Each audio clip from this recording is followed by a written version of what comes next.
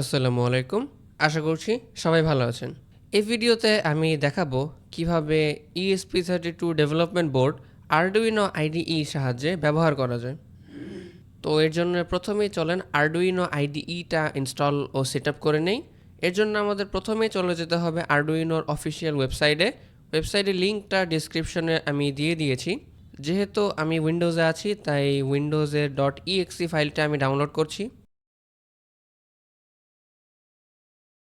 Download হয়ে গেলে ফাইলটা রান করি।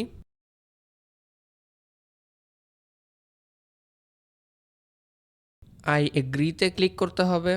তারপর ইনস্টল ফর অল ইউজার্স এই অপশনটা সিলেক্ট করুন, এটাই আমি পার্সোনালি রেকমেন্ড করি। তারপর নেক্সটে ক্লিক করুন। অ্যাডমিনিস্ট্রেটর প্রম্পট আসবে, ইয়েস দিবেন।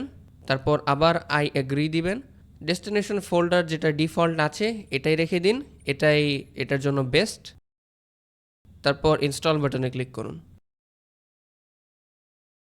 ইনস্টল হয়ে গিয়েছে, এখন ফিনিশ ক্লিক করুন এবং সফটওয়্যারটা রান করুন। যদি নেটওয়ার্ক অ্যাক্সেস চাই তাহলে অ্যালাউ দিতে থাকেন।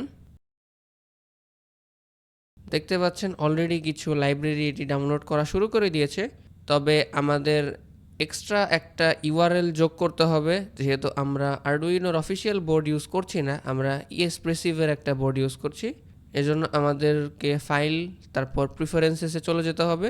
এখানে দেখতে পাচ্ছেন একটা অপশন আছে অ্যাডিশনাল বোর্ডস ম্যানেজার ইউআরএল নামের।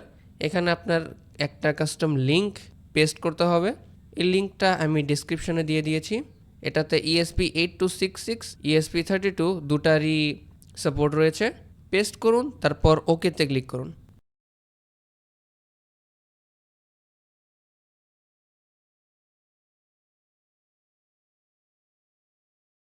যদি কিছু ইনস্টল হতে চায় তাহলে সেটাকে ইনস্টল করুন। অ্যাডমিনিস্ট্রেটর প্রম্পট আসলে ইয়েস দিবেন। তারপর এখন আমাদের চলে যেতে হবে বোর্ডস ম্যানেজারে। বোর্ডস ম্যানেজারে সার্চ দিতে হবে ESP32।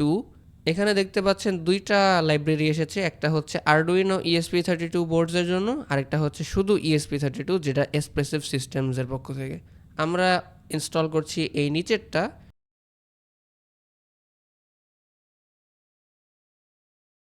অবশ্যই লেটেস্ট ভার্সন ইনস্টল করবেন। এটা কিন্তু ইনস্টল হতে বেশ অনেক সময় লাগে। ফাইনালি দেখতে পাচ্ছেন সাকসেসফুলি ইনস্টলড হয়ে গিয়েছে।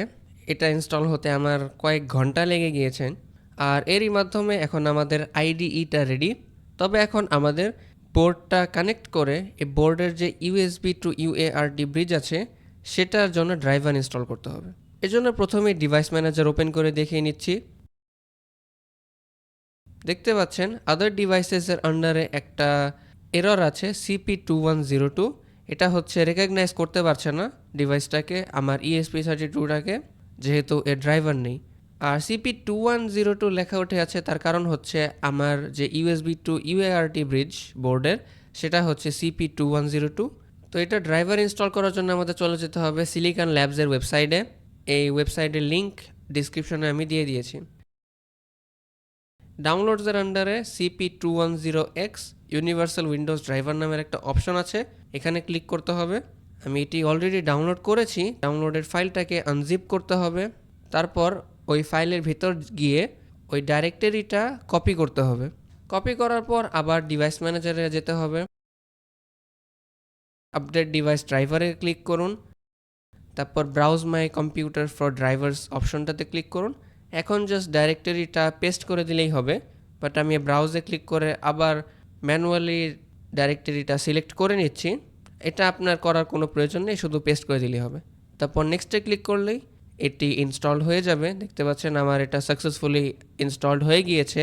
এখন ক্লোজে ক্লিক করলে দেখতে পাচ্ছেন যে পোর্টসের আন্ডারে এখন আমার ডেভেলপমেন্ট বোর্ডটা চলে এসেছে কম পোর্ট 6-এ, silicon labs CP210X।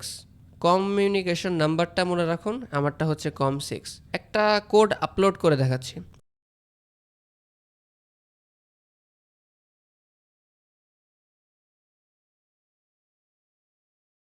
Code upload করার জন্য প্রথমে আগে উপরে একটা অপশন দেখতে পাচ্ছেন সিলেক্ট বোর্ড, এখানে ক্লিক করে কমিউনিকেশন পোর্ট সিলেক্ট করতে হবে, আমার COM পোর্ট 6। তারপর সার্চ করতে হবে ডেভেলপমেন্ট বোর্ডটা। আমার ডেভেলপমেন্ট বোর্ড হচ্ছে ডুইট ESP32 DevKit V1, যেটা আমি এখন সিলেক্ট করে নিলাম। তারপর ওকে ক্লিক করুন। আমার বোর্ড সিলেক্ট হয়ে গিয়েছে, এখন শুধু আপলোডে ক্লিক করলেই হবে।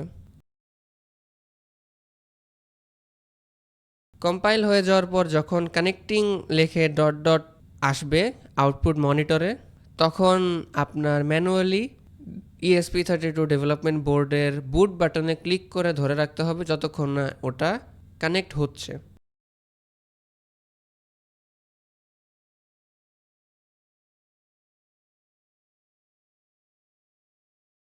আর তারপরে দেখতে পাচ্ছেন এখন আমার ESP32 এলইডি ব্লিঙ্ক করছে, যেটা আমি চেয়েছিলাম। তার মানে আমার কোডটা ঠিক মতো আপলোড হয়ে গেছে।